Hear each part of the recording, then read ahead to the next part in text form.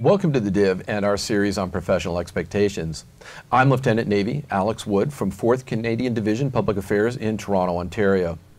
As members of the profession of arms, we are held to high standards and are expected to uphold the values of the Canadian Armed Forces. Our 8 professional expectations are provided through the Canadian Armed Forces ethos, trusted to serve. Our topic today is fighting spirit, and joining me are Warrant Officer Matthew McDonald and Sergeant Jasmine Bicella. Warrant Officer Matthew McDonald is in the role of G3 courses for 32 Canadian Brigade Group Headquarters.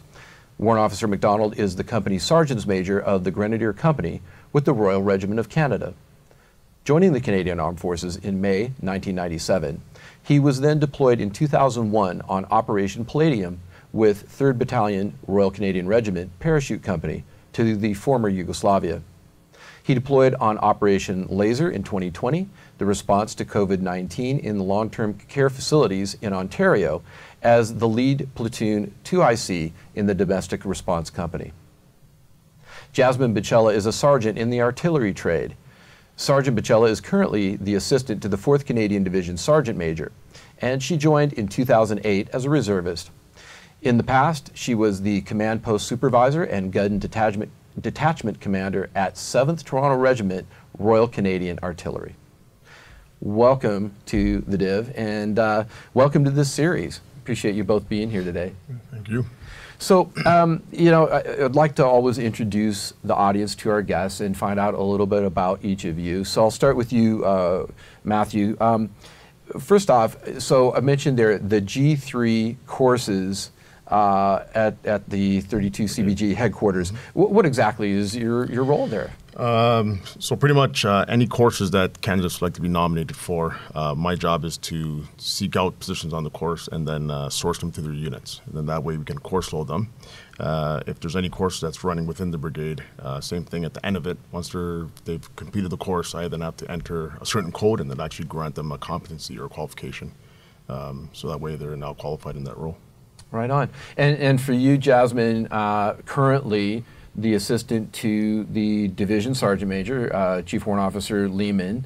What is your role there in that capacity?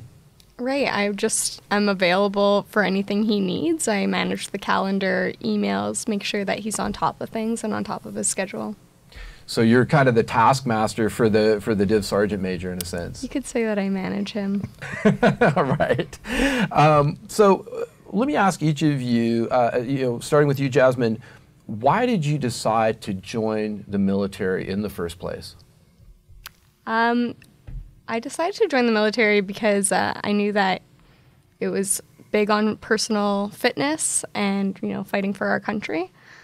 I had a friend whose dad was in the military, and him and I got along great, and he actually mentioned that it'd be good for me. He said, anything you want to do civilian side, you can do in the military. So I signed up. And you're now in the artillery trade. Yes. Tell me a little bit about that. What is the most exciting thing about what you do as an artillery sergeant? Yeah, so artillery, the guns, I think we're so crucial to the fight. We bring the big guns, and I'm happy to be a part of that and be on the front line. Right on. So, Matthew, for yourself, you mentioned that your role in terms of loading candidates. So these are existing military members. Yes. Onto courses so that they can continue their training, and then making sure that the qualifications are in place once they complete training. It sounds like a pretty vital role in terms of making sure our folks are prepared and ready to do their job. Oh, definitely. And that's a problem sometimes with, you'll see sometimes where you miss something that's supposed to be on your resume and it's not there. So it is vital that I know exactly who's where at what time, and that they've completed it, and I actually make sure it's entered properly. Because there's nothing to say you've done a course that it was strenuous. Now, if I forget to input it, it will not show that you're qualified to do that. So it's very important to do my job properly. What would you say is the biggest challenge to getting troops loaded on courses in the first place? Depending on the trade, sometimes it's the time and space of instructors, because in essence, a course has to have instructors to run. And being that we are the reservists, and most people are Class A, which means only working 1 day a week, for them to put a course on and then staff it, that I think is probably the hardest challenge in getting soldiers qualified. Right on. So, our topic today is fighting spirit. Right, and I think that most people probably think of the military as, the fighting force and that sort of thing. But I think this idea, this concept, or as we call it, a professional expectation, can apply in many areas. So I'd like to talk to you about that. Jasmine, for you, you mentioned, the big guns and their artillery being key to the fight and all of that. When you think of this term, or this professional expectation, as we call it, fighting spirit, what does that mean to you? For me, when I think of the fighting spirit, I think of, you come across adversity or hard things in life, and fighting spirit is like ready to tackle it, looking at it as if it's an opportunity, trying to have a more positive, opportunistic view and just not give up. And Matthew, what about yourself? I know that you, outside of the military, are a bodybuilder, right? Is there, does this apply in other ways, even outside of your military career? Oh, definitely. So I'll speak just on the bodybuilding piece, sticking to a plan and actually seeing it through. So that ties into the military where, as a basic soldier, you want to be, say for myself as an infantry, I want to be qualified infantry. So that will be hardships, whether it's stress, so lack of sleep, nutrition, make sure you get your meals in. With the Army, you're only going to get the 3. And as a competitor, I need six a day. So then how do I supplement that? So those challenges then become not only physical, but mental. So for that fighting spirit, you got to be able to push through. And that's something as a professional soldier in any trade, you have to be able to do.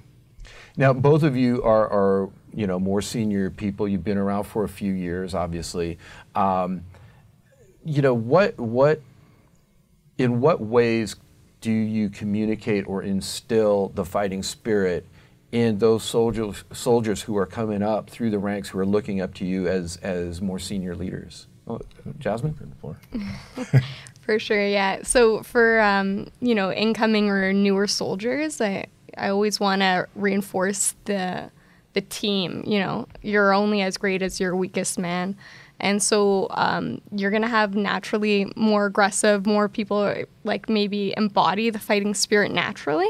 And then you just want them to be able to teach and share people who maybe aren't on the same page. And then for ourselves as leaders, we just have to set the example and keep up with it. And hopefully everything should go well. Yeah, I definitely second what Jasmine said. Part of leadership is knowing your troops and promoting their welfare. And as seniors within the forces, not only do you have to be on the ground in front of the troops to show them that whatever you're asking them to do, you can do, but also administrating them. So that's a big thing I'm finding right now, being a sergeant major, is ensuring paperwork's up to date. Anything, like right now we're sending people out the door for operations, making sure they have their medicals. So I have to make sure I'm double checking those, because in essence, they're going to be doing the hard work on the ground. So let me make it easier for them by making sure they're properly kitted, all their administration is done. And Matthew, what would you say, is maybe the biggest challenge that you face in getting people prepared for deployment? I mean, as the division enters into the committed phase now this year, like you said, there's hundreds of soldiers going out overseas, all different parts of the globe. Administratively, this is a huge task. What's maybe the one biggest thing that you see that you have to face in getting them ready and making sure they're prepared for overseas deployment? Right. So the admin piece is what gets everyone. Being Class A is what gets everybody, because in essence, sometimes there's a quick flash to bang on when the brigade or the division needs returns. And like I said, for Class A, that person might not check their email, the military email anyway. And then we're trying to stay away from using civilian emails. So that's one. And also we had, like my unit, we've had 20-something people apply for private corporal position. But then their paperwork piece is what gets them. So yeah, I want to go. Okay, perfect, you're up. Oh, I forgot to do this, forgot to do that. Well, then you've just wasted a week, and returns that got to be in. So that's a hardship that it's hard to order them to make sure they're up to speed. Now, when you're with the Reg Force, obviously that's something they do daily. So all their paperwork's usually up to go, and they're ready to rock and roll. Jasmine, going back to your role and working in the command suite with, again, directly with the Div Sergeant Major, as well as in the office there with the commander, Brigadier General Major. What do you see on a day-to-day basis are some of the challenges that folks in that suite at the highest level in the division, what are some of the things that you see that are challenging in terms of the command suite and making sure that all the things happen that are necessary for that level to keep running smoothly? It's kind of difficult for me to answer because I don't see it exactly. I just I'm kind of like a fly on the wall and I don't know all the details. But we see like Warrant Officer McDonald's administrative issues. We see that coming across, and in the command cell, we're trying to decipher like how to break down these barriers and get soldiers where they need to be. So there's a lot of moving parts, and I don't have like an exact answer. But what I would say is that with all this administration, that is also, another obstacle that we're all fighting to overcome. So more than anything, I just would say that people need to go the extra mile for their troops and work with what we got and just, take note of where we need to improve and work towards the future. So, just want to kind of look at sort of a career perspective again. Both of you have been in for a few years now. Matthew, can you describe maybe a time where you had a challenging situation and how sort of, again, applying that fighting spirit or your way of managing the adversity, can you describe sort of how you pushed through and what that lesson taught you? One of the hardest courses I ever did was my 3 Bravo, which is your infantry platoon warrants, your platoon 2IC course. It's physically challenging, mentally challenging. Anything that you thought was hard before, you've now run into it again. Weather was a big factor, and then your weight load that you have to carry. So I experienced a lot of challenges on that course. It's not to say you can't pass course or you don't know what it is. Specific to that course, you actually don't learn how to be a platoon 2IC. You learn how to command a platoon. As a warrant officer in the CAF, it's usually when we say it's OJT, on-job training. So from the time you've got in, you've learned, okay, make sure you're watching out for your soldiers. Make sure you eat last, let your soldiers eat first. So it builds you to that point. Now it's cumulative on that course where now you should know. So you're expected to just do the job. You may not be 100% at it, but you'll be successful. So my expectations for myself on the course was to not quit. And like I said, I was at the point where I was told I did fail a couple assessments, but I was never put on the PRB. My course director came to me personally and said, the reason you didn't go to PRB is because every time you failed, your retest was multiple times higher. So that means you're learning. I will say point blank, there was people that were on CANSOF, the regular force, that they had one kick and they said, no, they pull. Wow. So it's now in their defense, because the course is high probability for injuries, you got to understand if I'm a SOF operator, why get injured on a possibility course when I have an actual career that entails me to be physically fit 100% of the time. So that I understood. But then the issue lies is, could they have pushed through? Yes and no. I definitely know as the soft person could have, because he was a huge gentleman. But like I said, that risk, and you're going to get injured on that course. So that mental space you have to have. Say, look, it's for me. I said one and done. I just don't think I could have put myself through that again. Believe it or not, I don't know any Bruno Mars songs off by heart.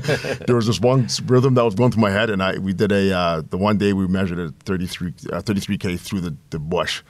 And that one song, which made me stop, I was okay, if I get that rhythm of the song, it'll be equals 100 meters. And I just kept doing that, and we hit it. So there's aspects that I've learned outside by being an athlete that you try to tap into and input it while you're in the military, because it's at the end of the day, you have to pass.